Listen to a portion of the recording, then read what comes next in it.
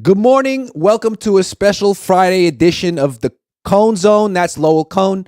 I'm Grant Cohn. We're doing Friday today because the Niners had mini camp, and as usual, my dad's been sort of lying back, reading the coverage and making his own conclusions. And one of the topics this week was, is Trey Lance happy? Does he want to get traded? Did he privately ask for a trade? Would the Niners consider trading him now that they're so encouraged about Brock Purdy and his recovery? And my dad has something to say about that. I think they would be nuts to trade him at this time. And I'm going to say something. I was driving home. I had dinner at Iggy's last night. I was driving home and I had on I don't usually listen to sports talk, but I had it on. And some guy who I don't know was talking about another guy I don't know and said this other guy said they should trade Trey Lance to end the confusion for the fans. That's the reason. And the confusion for the fans. For the fans. Now, look, that's good. That may be a valid point of view, but I don't think the 49ers give a shit about the fans in that regard. They're going to make their own decision, and they're not going to – it's not like John Lynch is going to go to Kyle and say, boy, the fans are all confused. Let's get rid of this Trey Lance so the fans will feel better. And we'll Someone think about the fans, please. Someone think about the fans. So what I think is they don't know when Brock Purdy's coming back. They say they know, but they don't know. And they don't know who's better, really, between Sam Darnold and Trey Lance. You don't end this. You don't get 1/3 of the triangle out. This guy may turn out to be really good, and they may need him. So they would be nuts-a-rama to get rid of him, especially so the fans won't feel confused.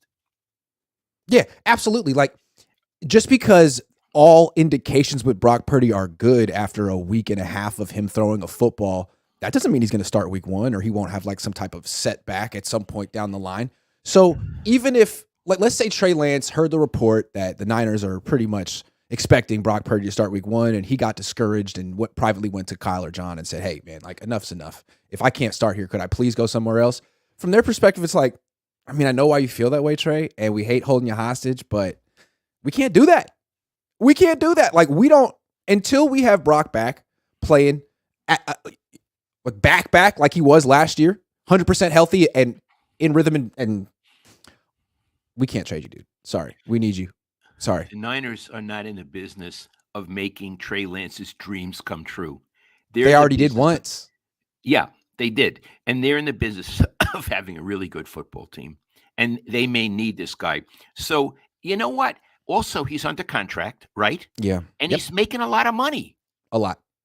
Yeah. So I'm sorry. Sometimes life is tough. It's been tough for everybody. So for me, I don't have anything against Trey Lance, but his feelings and the feelings of the fans don't matter to me, and I don't think they should matter to the organization. And I'll say one other thing, Iggy. Let's say Brock Purdy does start game one, and let's say he's really good.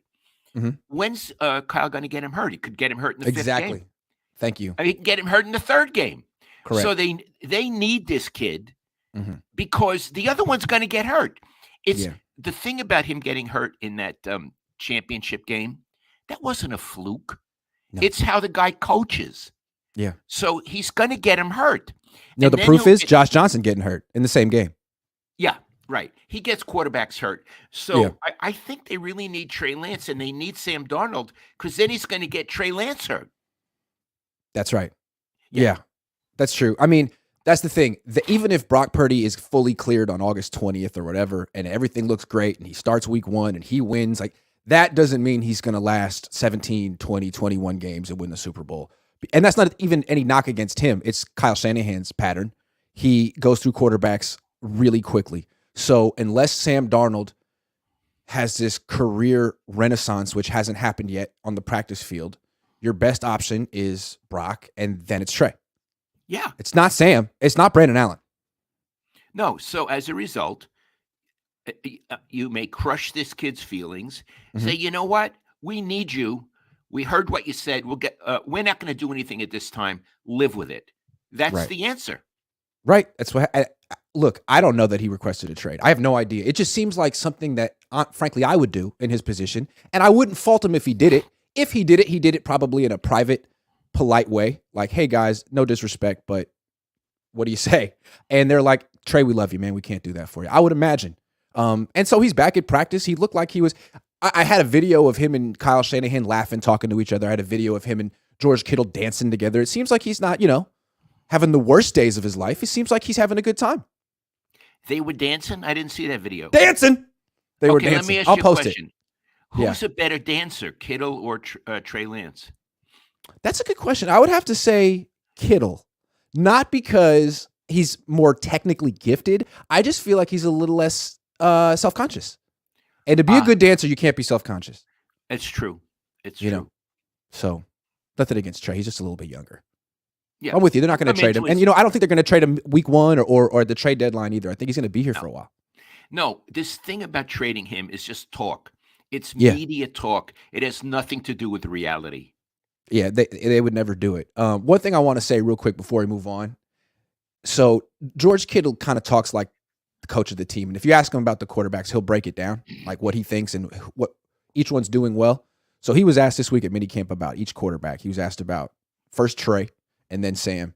And he found the nicest things to say about both of them. I want to get your take on what he said. For Trey, he said that he's way better than he was last year and that he finally is playing with confidence and seems to be having fun. He kept stressing when a guy doesn't have confidence, you can tell. And he finally is playing with confidence. That was the nicest thing he could say about Trey. And with Sam, he said he's learning the offense. He's picking it up, and you could tell he's better than he was in OTAs, but he's learning the offense. That was his summation of both quarterbacks. Let me say about Sam, learning the offense is no praise at all. In other words, it's like saying he's breathing. Mm-hmm. He comes to it's like he's working hard. Yeah, he's working hard. So that's he's given him no praise at all. No praise. But the other guy's saying I can see he's more confident. I think that actually is praise. I agree. I think that's praise. Iggy, I have a question for you. Sure. You've stressed a lot that on the follow through, he shouldn't be an arm thrower. He should use his lower body and not lock the front leg too soon. Yeah. Has he succeeded in that? He's not every single time, but he's much better at it than he was before. And one thing I've seen from him, which I think is a really good thing, not locking his front leg is going to prevent him from getting arm fatigue, and it'll reduce the arm soreness. But one thing he did too much of was he would throw too hard. Like picture a shallow cross. It's just like Jerry Rice running right in front of the offensive line. You just want to hit him in stride. He would throw that pass really hard, like with the full arm motion.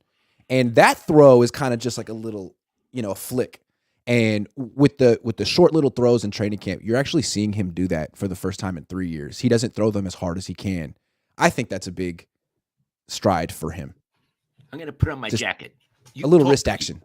Wrist action. Yeah, okay. All right. Keep talking. I kind of compare him to the pitcher who fields a ground ball and doesn't know how to get it to first base. You know what I mean? That short throw, it looks so easy, but all of a sudden, I think you're listening to me. No, I'm listening. I had to put on my jacket. Yeah, like he was the pitcher who couldn't get the ball to first base after he fielded the ground ball, but now he can. So I think that's good. Kaepernick was like that too. He threw too hard on the short passes, right? Yes. And Trey was like that early on in his career. And I think in training camp so far, he's much better at getting the ball out quickly and without throwing it as hard as he can. Yeah. Brock Purdy is good. He's good at that, isn't he, Brock Purdy? He's great at that. He's great at throwing screen passes. He can throw sidearm. He can get the ball out quickly. He doesn't throw the ball that hard to begin with. Very catchable ball. He's great at that. Iggy, when you're down there for the mini camp and OTAs, is he around, Brock Purdy? Yes.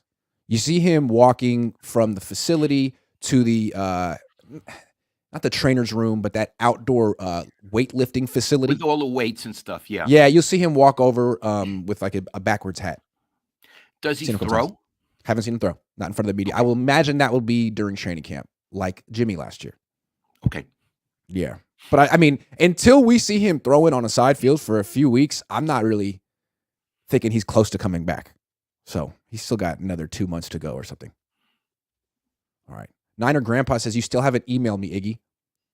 I don't know who you are. Did Hufanga say he watches your content? He did. He said, Trey Lance threw an interception in practice, and then the defense was really excited. And Hufanga walked past me on the sideline and said, I want to see you talk about that in your show tonight.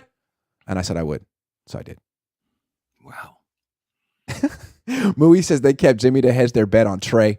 They keep Trey to hedge their bet on Brock Purdy, as well as out of the fear Lance leaves, gets proper treatment, and is everything they wanted and more. I agree. Yep, agree. Good call. Renee Reyes says, Niners want Super Bowl. Kyle knows he can win with Brock. Trey, then Sam as backups. Don't trade Trey. Quarterbacks get hurt with the Niners. I should say. Agree. Aniket says, was it difficult to keep content fresh in season of pre-YouTube paper era? Today with so many channels, content gets repetitive quickly. Appreciate you. Well, I used to do it when I was living it with you, before YouTube. I had the blog at the Santa Rosa Press Democrat, and we would always talk in the morning and figure out something to write about. Yeah. We try to be fresh. No, I haven't seen your YouTube, Niner Grandpa. Really love your dad. He's a great man. Thank you. Thank you. Niner Grandpa. Appreciate it. All right, Dad. Grandpa. So one of the things that's interesting about minicamp is that it's mandatory and everyone shows up, but like the best players on the team generally don't participate. It's like they get a special dispensation because they're so good, except for Christian McCaffrey and George Kittle, who actually want to practice. And that's how it is. It's like that in training camp too. Trent Williams won't really practice very much, and Nick Bosa won't either, a little bit.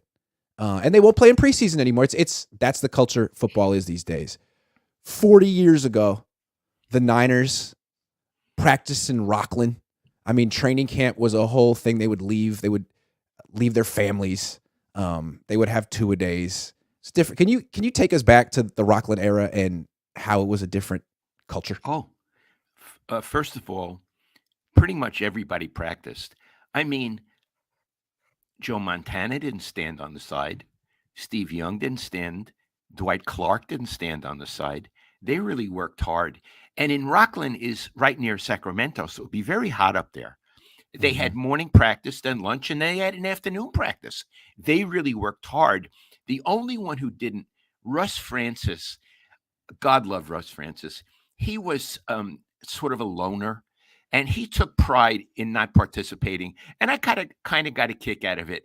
But he was the exception to the rule. Everybody else, the offensive linemen, they all worked their asses off. I'll even tell you something else, Iggy. I would go out for the two-a-days, and I was a young man then. But after a while, you're dehydrated and you're hot and you're tired. So one time I thought, I'll just take a knee. Someone from the Niners was so fast over to me and said, it's required that the media stand because the players are standing. If you feel you can't do it, please leave the field. And boy, did I learn my lesson then. So even the media can't. They've changed that rule. Media can take a knee now. You can't sit, but you can take a knee. That's the new rule. Really? So it's gotten softer for the media too. You can take a knee.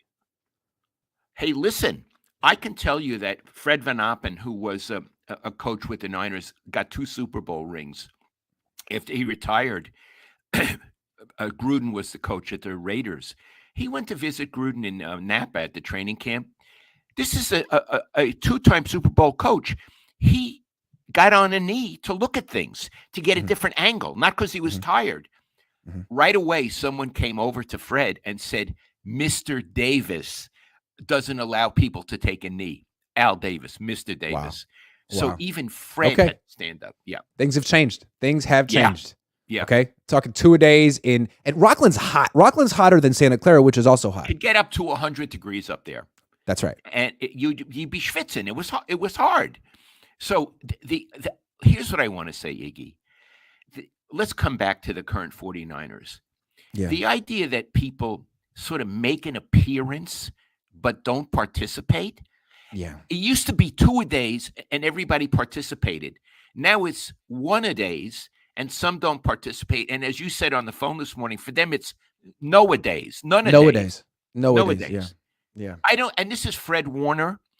Fred Warner, Nick Bosa, Trent Williams, Trevarius Ward, Javon Hargrave, who just got to the team. Like, that's 5 of the highest paid players.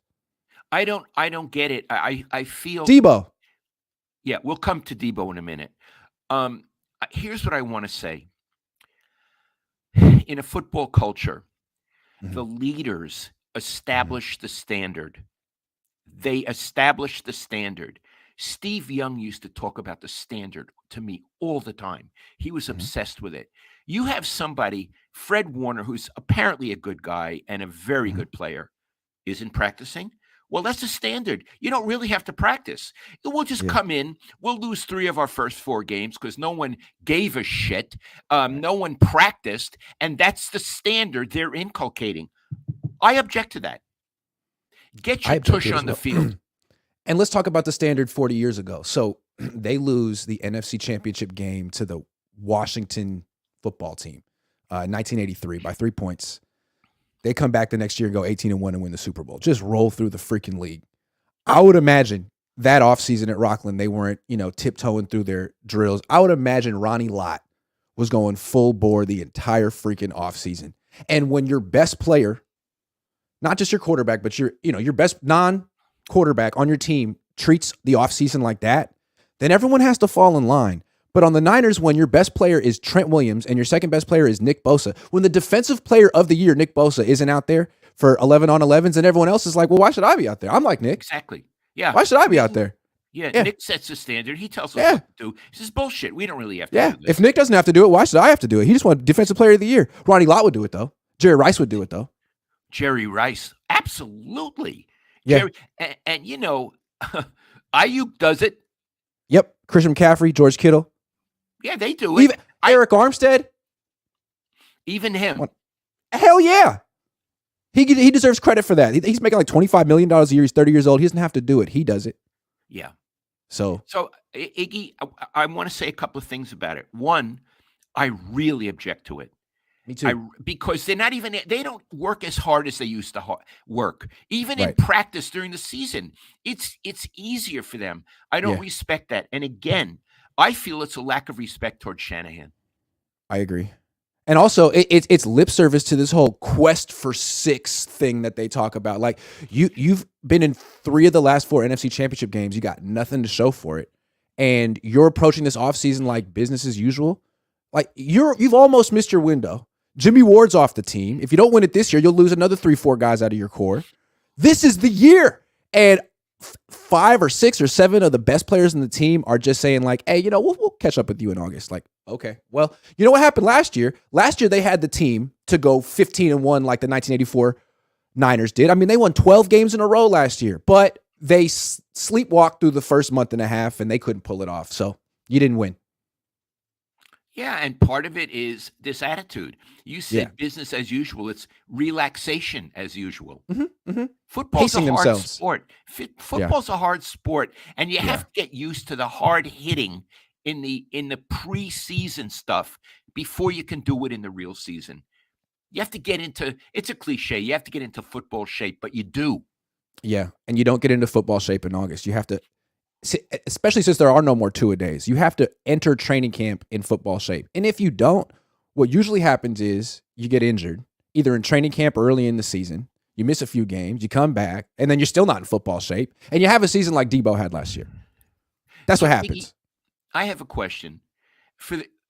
During these OTAs and minicamp stuff, they bring certain players to the media to talk to the media. Do they bring the non-participants? Deebo talked. Okay. Deebo talked. Trent Williams talked. Nick Bosa talked. Yeah, all 3 of them talked. Like what? Why are you talking? Iggy, I think a fair question next year or maybe during during training camp. If they bring them and they're not participating, why are you not participating? Oh God, I would ask that. Yeah. And I would make them answer. Why are you not participating? Yeah. Yeah. I mean, we saw you in the drills with your with your fellow position players, but once they started competing, you were standing on the side watching. Why? Yeah, and I would follow it up, and they give you some kind of crappy answer. Yeah. And then you say, "Don't you owe it to your teammates to practice?" That's the follow-up. Oh yeah, you would. Yeah, I like that. Christian McCaffrey did. It's what I would have done. Yep. All right, let's talk about Deebo Samuel in particular. So you asked players who showed up to minicamp, didn't participate in team drills, but talked to the media. Deebo Samuel is one of them. And when he spoke, it was so interesting because he had a ton of introspection and insight into himself. He's basically, well, he didn't basically, he explicitly said that he was trash, awful last year, out of shape. He allowed the contract stuff to distract him, and he had a terrible year. And he's vowing to not let that happen this year. He's going to be in better shape. He's going to be more focused. He's going to be more motivated. He said all that. You rarely hear athletes be that honest about themselves. And yet, did he use the word trash? I believe he did. He definitely used the word awful. I believe he said trash as well. Okay, trash. Let's not get into a judgment for a second. Let's go slow here because there's a lot. There's a lot. First of all, I appreciate that he came out to talk. And I appreciate his honesty. I've never met him, but I sort of looked at him. He's a very nice looking guy. He has dimples. He has a very engaging smile. Yeah. I think he's shy. I know he's reluctant with the media, but I don't think he's a jerk. He strikes me as, there can be people who are very rich and very famous who are also shy. I always felt Joe Montana was shy. And especially in a press conference setting, right? Like there's a lot of pressure on you. Yeah. Yes, because if you say the wrong thing, I try to keep some of them try to keep their answers short so they don't get into trouble. And I respect that. I understand that. I respect that he said that he had a bad season and that it was his fault. And and Iggy, that whole thing with the contract, we said it at the time. This is going to louse up his season. He's not acting in a mature manner. No. In addition, I want to say one other thing. Last season, when you would do your grades, you would generally give him not a very high grade. No. And a lot of people thought you were a jerk. You were anti him. He gave himself the same low grade. So maybe a worse grade. Gave himself a straight up F. Yeah. Yeah. So what you were saying all season last season was correct.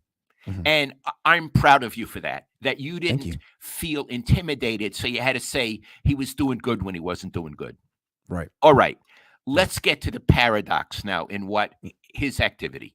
You get to it. I mean, he has so much insight. Like he understands himself 98% of the way. Yes, last year was unacceptable. Yes, you put yourself in that position. Yes, you can absolutely fix it. You can be the guy you were in 2021. You've done it before. You can do it again. Great. It's great to hear you say all those things. So why aren't you practicing? Exactly. You practiced in 2021. You weren't that guy in 2021. In 2021, you were there every step of the way in every single practice, like Brandon Ayuk, like Christian McCaffrey. And that offseason regimen paid off for you. Now you're talking about it, which is a great step, but why not follow through and practice? It was 2 days. Iggy, I am amazed that he couldn't apply his words to his actions. I don't get it. There is such a disjunction between what he said and what he does. And it makes me respect what he says a little less and be suspect of what he says. Get your tush on the field. Be one of the leaders. McCaffrey, be there with Kittle and McCaffrey. Raise the standard. Iggy, I find him really puzzling. Yeah. It's almost like he said it because it sounds good. Yes. I sucked last year. Like, of course you didn't suck last year. Like you didn't come close to your standard that you set in 2021 when you were an all-pro and arguably an MVP candidate. You didn't come close to that, but you were one of the best players on the team still, obviously. But you say you were trash. Great to hear it. Practice. Absolutely. So I don't accept someone. It's like saying I take full responsibility, which is always bullshit when they say it. I take full responsibility for last season for how I didn't play up to my standard, but I'm not going to do anything different this season. That's pretty bad. It is pretty bad. And again, Brandon Ayuk's showing you up, Deebo. He's there every day. Every day, not complaining. I got to tell you, Iggy, Brandon Ayuk is one hell of a competitor. Yeah, he's one hell of an athlete. And it's like he hasn't missed a game since his rookie year. And it seems to me football is it's all about what kind of shape you're in. And if you want to make it through 20 games, then you have to be working out constantly. You don't take off. I'm not saying he's not working out, but like you have to get in football shape, and you have to stay in football shape like most of the year. And Brandon Ayuk's always in football shape. Christian McCaffrey's always in football shape. Can't say that about Deebo. Iggy, I wish that you would know Ayuk better. Like Yeah. you got to know Jimmy Ward. What Yeah. a wonderful guy. Ayuk, I have a feeling there is so much depth there. Don't you? Yes. That Yes, this is a absolutely. bright, perceptive guy Perceptive. who's making judgments all the time. Exactly. And he has his Don't you own think? perspective like Jimmy Ward. He's not just, a mouthpiece for the coaching staff or whatever. Yeah. No. Maybe during the season when you're allowed in there, I think it would be give it a shot with him. Of course. Of course. Say your Absolutely. father said you should do it. That'll work. Josh Wyatt says, what's more likely? One of these three quarterbacks is the guy, or none of them are, and Kyle Shanahan will still be searching for a franchise quarterback in year 10. 50-50 on that. 50-50. He could still be searching. And we're going to talk about him and quarterbacks in a minute. 50-50. What do you think, Iggy? If I had to bet, I would go with the second one, still searching, that there will be three different quarterbacks on this team. And, yeah, Soichin. John B says, would be great if you could get an interview with Nick Mullins and have him detail his rehab and how long it took him to feel fully healthy after the UCL. Well, we'll see if he wants to talk about it. I want to talk about Kyle Shanahan and Deebo. So part of what Deebo Samuel said when he was being really critical of himself was he said he sat down with Kyle Shanahan, who showed him a bunch of tape from last year of Deebo looking, from Deebo's words, sluggish and not up to his standard. Kyle really showed him. It was an interesting story. What'd you think of it, Dad? Okay. In other words, they sat down and they watched tape. Yeah. Meticulous. I've seen coaches do this. Meticulous. Look at what you did on this play. You know what you should have done. And it's a teaching. It's not a gotcha. It's a teaching. Okay. So what struck me immediately, and I did point this out to Iggy, here you have the head coach not saying to his wide receiver coach, I want you to talk to him about this. Here's the head coach saying, I'm going to bypass that coach. I'm going to do it directly. God love Kyle Shanahan. But I also said to Iggy, he couldn't do that with the quarterbacks. He couldn't sit down. Kyle cannot sit down with a quarterback and say, on this one, you should have done this, because he doesn't know. He was a wide receiver. He wasn't a quarterback. So Bill Walsh used to say, I don't want to be at the mercy of my coordinators, offensive and offensive defense. I don't want to be at the mercy of them. Kyle is at the mercy of his quarterback coach because he doesn't know the grammar of the position. And his quarterback coach is greasy, who can't even look the media in the eye. That's not a good combo. And what's interesting also, I'll come back to the quarterback for a second, but let's stick with the wide receiver. So the wide receiver coach couldn't do it, Leonard Hankerson, but Kyle did. See, the wide receiver coach used to be Wes Welker, and Wes Welker left with Mike McDaniel to go to Miami. Don't know why, probably got more money. I'm thinking Wes Welker would have had that conversation with Deebo. Wes Welker's a very forceful guy who played in the league recently and has high standards. Leonard Hankerson was new. He was his first year as a coach. He's much younger than Wes Welker. Sounds to me like when you have to get tough with Deebo, that's Kyle's job. Maybe the new wide receiver coach is a bit of a lightweight. Sorry. Not a bit of a lightweight. He doesn't have the power in the organization yet. Yeah, Deebo has a lot I think you need someone with not a matching. I take it back. Okay. I'm sorry about that. But yeah, that was one thing. Deebo's so powerful, it took the head coach to actually get his attention. But yeah, there's no way that Kyle Shanahan could have that detailed of a conversation with a quarterback. With the quarterback, it would say, okay, well, it was cover 3, so you should have thrown it here. That's essentially how he talks to quarterbacks. Like, that's it. Okay, well, you do it then, Kyle. So easy. I want to tell you who could have had that conversation with a quarterback. Bill Walsh. Bill. He understood everything about the position. He thought football through that position. He would have talked about footwork. He would have talked about looking at your progressions. And I'll tell you somebody else who could have done it. Mariucci. Yeah. He was a quarterback coach. Yeah. Kyle was a quarterback coach for 1 year of his life. He was a position coach for 2 years of his life. He played a little wide receiver, so I guess he could talk about that position, but essentially he's not a hands-on position coach. He is a X's and O's guy. In addition, if you're a head coach, I think you need to be a hands-on quarterback coach. I It's think you not do. it's not like other positions. Yeah. Or let me put it like this. You need to know more about the grammar of the position than I think Kyle does. Bill did, Mariucci did, not this guy. And How do you that's call yourself why, an offensive genius if you don't know how to yeah, coach a quarterback? right. How? That's a big gap in your offensive genius. I think Andy Reid knows how to coach a quarterback. Yeah, and he didn't play quarterback. He was like an offensive lineman, but he did Yeah. coach the position a little bit. Kyle doesn't know how to coach the position. I don't know. He could coach wide receiver, maybe. I mean, I'll say another thing, Iggy. And I know Kyle, I'm sorry. I don't believe he knows how to coach the position at the level that you need to. He also can't evaluate the position. That's why yeah, he's it's a got three combo. quarterbacks. It's a It's a combo. combo. He can't Bill could evaluate in 10 snaps. He could evaluate his guys. I don't Yeah, he think this could. guy can.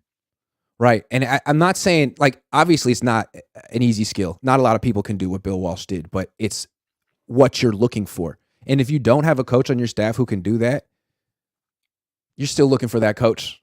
Because, look, Kyle Shanahan does a lot of things well. He can't find the quarterback. He can't scout him. He can't. I mean, he lucked into freaking Brock Purdy, took him with the last pick in the draft. I don't know that he has much to offer Brock Purdy in terms of coaching other than giving him Christian McCaffrey I and some would good say players. nothing. Nothing. And look who Bill Walsh surrounded himself with. He had Yeah. Holmgren. Holmgren, he knew how to get the best out of Favre. He had Dennis Green. He had Sam Weish. He Sam had Weish. brilliant guys around him. Yeah. And again, we're talking about Bill Walsh. So he was not looked at as some boy genius. He didn't get anointed at 30 as a head coach. He had to pay his dues. He was in Cincinnati a long time. And although he was probably calling plays there, he was also the quarterback coach for Ken Anderson. I mean, fixed his footwork. Then he went to the Chargers, fixed Dan Fouts' footwork. Like he had proven this stuff before he worked with Joe Montana. And he was like 50 when he worked with Joe Montana. Like Kyle hasn't done any of that stuff. He skipped it. I think Bill was 49 when he got the 49er. Boom. I could be wrong. He was in right. his 40s, and it might have been 49 when he got the right. Niners Kyle's job. like 44 right now. Yeah. Yeah. Right. I like what you say, skipped. It's like when you're studying a sequence like biology, he skipped, maybe organic chemistry. He skipped it. Yeah. He's like, I don't need it. Yeah. I don't need it. Someone else will do it. Someone else will do my homework. So I'm really good at this one thing. Yeah, like your dad's scheme because you've been exposed to it since the birth of it. You're his son. Obviously, you're an expert in your dad's scheme, but you're not an expert on coaching quarterbacks. You're not an expert on picking quarterbacks. That's why you're having a quarterback competition, and you have no idea who's going to win it. That's right. That's again, we're talking about window of opportunity for the Super Bowl. This is a hell of a team. They've done a beautiful job, except for quarterback.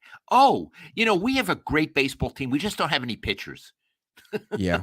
We don't have any starting pitching. And it's like what he should be doing. He should know that he can't evaluate and develop quarterbacks and just bring in veterans who are proven. Yeah.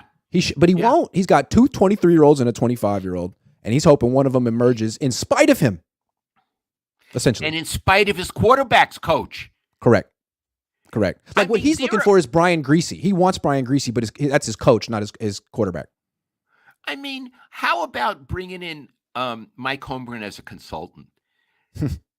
Yeah. He's alive. Yeah. He's a nice man. Let him see some tape. How would that hurt? Yeah. I mean, Mike Holmgren has a lot more of an eye for the quarterback position than Mike Shanahan or Kyle Shanahan or Brian Greasy or anyone in the Niners organization. Yeah. Or Mariucci, he lives in the South Bay. How about, hey, Mariucci, would you take a look at this?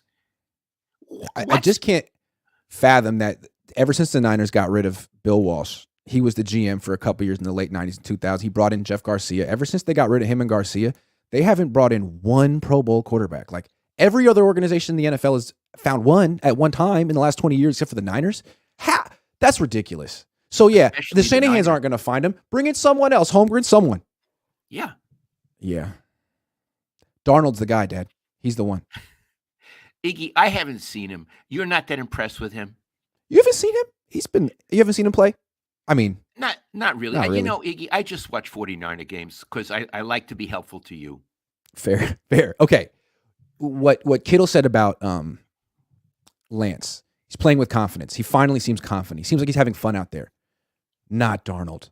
Not Darnold. Darnold has a dour expression, like he's been, a failure for a long time, and he's sick of it, and he knows like he's never gonna have success. Like he just has this self-defeatist look on his face. He looks like he's miserable. I'm so sorry. He looks like he's miserable. And look, if George said Trey was playing with confidence, he would have said the same thing about Sam if it was true. Yes. Yeah. Yeah. So I'm sorry for Sam. I'm sorry for him. I'm sorry for him too. And the thing is, the kind of quarterback, the kind of coach who would build his confidence is Andy Reid, Mike Holmgren, Jim Harbaugh, Bill Walsh, not Kyle.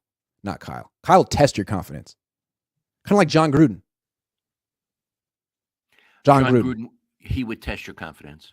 That's why he needed a guy like Rich Gannon, because Rich Gannon was like 35 and would say, screw you. Absolutely. You could see them arguing.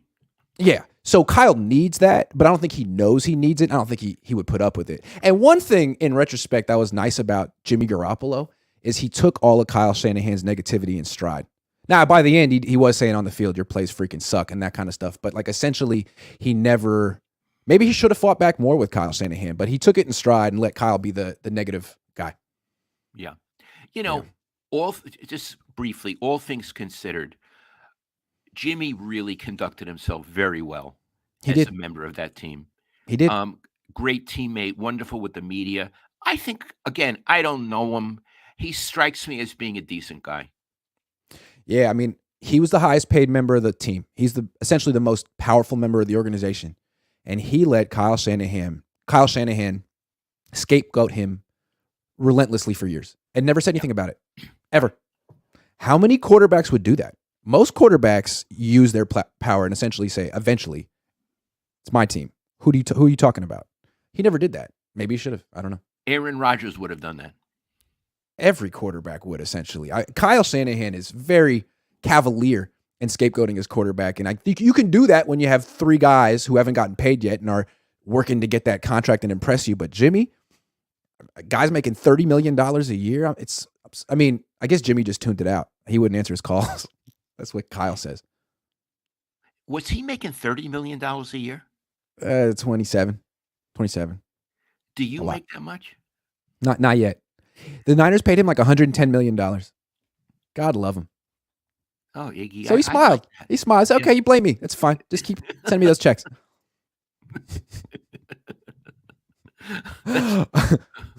He says, I wonder if CMC practicing caught these vets off guard and made them look bad. Does Kittle normally participate? Curious to see next offseason. Kittle had been sort of dialing it back, and now that I think that McCaffrey's out there, he's been dialing it up. Ayuk never takes a day off.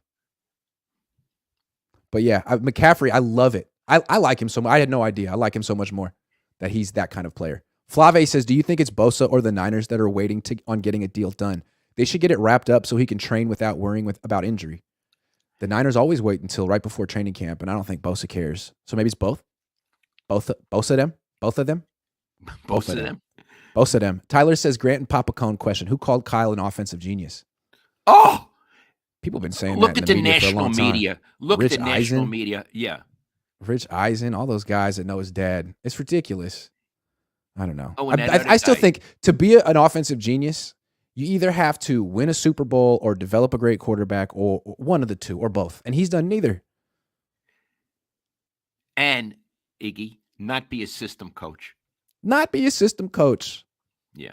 He inherited a system from his father. How about, who are my players? What is the best way to get the most out of them? Not make them fit into my system. And the 2 times he got, a dual threat quarterback in his life, Robert Griffin III and Trey Lance, his decision was to run them. I'm going to run you a lot. And then they both got hurt. And he said, oh, gee, that's football. It's the only way I could have used you. That's his way of, it's like, is that how Mike Holmgren and Bill Walsh used Steve Young? Here's our plan for you, Steve. You're going to be a running back. In fact, and I know this I know, Steve tended to run when he first came in. Bob McKittrick hated it. He used to tell me how much he hated it. He said, he starts running, my offensive linemen don't know where to go. They told Steve, you learn to be a throwing quarterback, otherwise you're not our quarterback. I know that. And that's why we thought the Niners sat Trey Lance for a year. They said they wanted to develop him the right way. Okay, great. And you sat him a year, and he started year 2, and he got hurt by week 2 because you used him like a running back. So, yeah, Kyle Shanahan hasn't shown that he's a genius. Andy Reid has shown that he can take quarterbacks who are dual threats. He took Mike Vick, who was never a efficient passer. 30-year-old Mike Vick, who'd been in prison for 2 years, had him at a 100 quarterback rating for a season. He makes the game easy for quarterbacks. Kyle makes it hard. Interesting. I love that. He makes it hard. Yeah. Okay. But I mean, not everyone can be Andy Reid. What's our next topic? What's our next topic? That's Do it. we have enough? We don't have enough because I thought we were getting on Kyle. You know what I mean? All right, let's end it. Miwok Sniper says, "Let's give him a smiley face." Good job, Kyle. Miwok Sniper, we're holding you to a high standard because you're a genius. Lowell, what's the difference between the mindset of the current team and the Super Bowl teams during practice? Grant Lowell, thank you much. Oh, again, I have to be careful because I'm not at the practices. Mm-hmm. I'm retired. So I can only speak to the teams that I saw. And the 49ers teams, when this was a Super Bowl winning organization, those mini camps, OTAs, and what we could see of practice, they were very serious. And this is a team that took advantage of every moment of every play. Right. And again, you got to remember McCaffrey's out there, Kittle's out there, Ayuk, Armstead. There are highly paid veteran captains on the field trying to set the tone. So it's not the whole team culture. It's kind of split. Just kind of interesting. Yeah, it bothers me. Yeah, it seems strange. If Christian McCaffrey's going to practice, I'm going to practice. I can't imagine taking a day off thinking I'm better than Christian McCaffrey. Really? You're better than Christian. Iggy, he's a hell of a player, right? Yeah, he's a hell of a player. He's a lot better than I even realized. You put him on a good team, he makes it even better. I can only imagine how much Bill Walsh would have liked Christian McCaffrey. Yeah. Because of all the receiving he can do. Receiving, but Iggy also, look, he's not a guy you run up the middle. He's not big enough. But when he gets a little running room past the line of scrimmage, the way he feints and cuts, it's actually genius. It is genius. Yeah. He's a complete running back. He's just a little small, but he can do everything. You can even run him between the tackles a little bit. They give him goal line carries. He can do everything really well. It's just you don't want to use him too much because he is a little bit smaller. But you don't have to. They have other running backs. And you can throw it to him. Screens, all that kind of stuff. Yeah. Who else would you want to throw a screen to in the NFL other than him? Right. Yeah. And what's funny about him, so the Niners get him and their offense takes off. And you didn't probably notice it, but this offseason, all a bunch of different contenders tried to get their Christian McCaffrey. The Lions drafted a 200-pound running back who's a receiving specialist with the 12th pick in the draft. The Eagles traded for DeAndre Swift, who's a receiving specialist, scat back type. The Seahawks drafted Zach Charbonnet, who is a dual threat running back from UCLA. Everyone saw what Christian McCaffrey did for the Niners, and they're like, we need that. So good for Christian. This turned into a Christian McCaffrey topic. I really enjoy watching him go about his business. I mean, it's not Jerry Rice in his prime, but it feels like the same kind of seriousness. And could I, on a personal note, I like when Stanford athletes are good. I have a prejudice. I like when they're good. And I want to say, when I spent my 6 years at Stanford getting my degrees, and I used to, the way we supported ourselves, graduate students, was we taught freshman English. And I would have athletes, famous athletes in my class. No one ever said, you got this running back, Jackie Brown, you got him. He was just a guy in my class. And boy, was he smart, and boy, did he do all the work. No one ever said, give this guy a break. What I like about Stanford athletes, to the best of my knowledge, I got out of there in 1972, was they were students like everybody else. Yeah, absolutely. And it was interesting, when he left Stanford, I had a negative perception of him because he sat out of that final bowl game. And I was thinking, oh, he's one of these prima donna new age athletes who runs out of his team. I guess not. He's there every practice in the offseason. I take it back. Sorry, Christian. I take it He's back. a throwback. He's like his dad. I'm sure his dad practiced like that. Ed McCaffrey. Kev F says, what do you like best about living in Oakland? Oh, this is a fun one. What do you like best about living in Oakland, Dad? Well, I like that you live down the street from me. My other son, Brian, lives just a little farther away from me. I love that. We live in the hills. I got to tell you, Oakland has a bad reputation and in some ways earned. Where we live is beautiful. We have all these regional parks, all the Yeah. people riding bikes and going on hikes. And I'm going to say one other thing. Oakland has become one hell of a restaurant town. Yeah. Used to be you had to go to San Francisco. I don't go anymore. I'm an old man. No problem. Iggy, Yeah. we go out to dinner and our choices are phenomenal in Oakland. Yeah. Oakland, like, it has phenomenal neighborhoods. People, I don't know if unless you're from Oakland, but like from Montclair's great. It's very bougie. It's really cute. But then there's also there's the Laurel, which is improving. I mean, some of the best restaurants in Oakland are now in the Laurel district. There's the Diamond district, which is really cool. There's the Fruitvale district, which has some of the best Mexican Mexican food in the country. There's Rockridge, Lake Merritt. There's Rockridge, which is great. Piedmont Avenue, which is great. Lake Merritt is one of the great lakes in America in terms of like in the middle of a city because it's right next to downtown, which is great. Jack London is phenomenal. Yeah. I don't know. I like it. It's fun. It's a good city. It's very diverse. It's got a lot of culture. It's not like, it's very different from, say, San Jose or Santa Clara, which is, most of the food is chain restaurants. Like a lot of stuff in Oakland is stuff you can't find anywhere else. I like it. Yeah. No offense to San Jose. All right, Dad. We had a 3/4 length show today, which is okay. You have an appointment. He has an appointment with his tax accountant at noon. True. And my wife just got home, so it's time for her to unlock me from my... Yeah, he's locked in the basement. So, Iggy, this is a great show. I love you. I love you too. Thanks for watching, everyone. And I'm going to go call for help. See you guys. Call you in a second. Okay, Iggy, you don't have to phone me. Hold on. Christopher Kyrus says, Shanahan and Lance were probably laughing about all the quarterback controversy that they created, having everyone losing their minds about it. They know more than they're putting out, I believe. I agree. Yeah, it was interesting that they were laughing. Pharisee says, I know it's early, but if I have to bet life savings on who plays more games this year, Trey or Purdy. Don't bet your life savings on this. Purdy. Okay. I would probably agree with that. All right, everyone. I'll talk to you guys later. Love you, Dad.